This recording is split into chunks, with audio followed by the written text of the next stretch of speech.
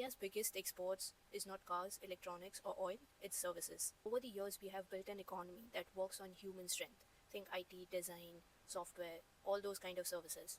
But what ends up happening when artificial intelligence can do those exact same jobs way faster, cheaper, and with no lunch breaks? For decades, over 50% of India's GDP relied on our service export. From Bangalore to Gurgaon, we became back office of the entire world. The very jobs that made India rise are the ones that are at the most risk of automation. A recent IMF report suggests that India's 40% of jobs are at risk of being automated using AI. 40% of jobs. That's millions of livelihoods.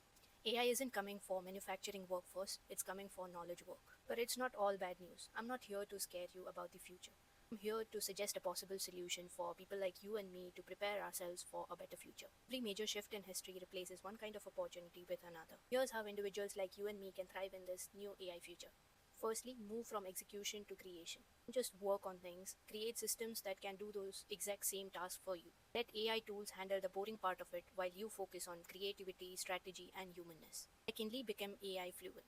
You don't need to learn how to code, you at least need to be good enough at using all these AI tools. Start learning about ChatGPT, Claude, Perplexity, and automation tools like Make.com and Zapier. Thirdly, shift from outsourcing skills to ownership skills. Don't just work for clients, create your personal brand, automation, systems, products, and so on.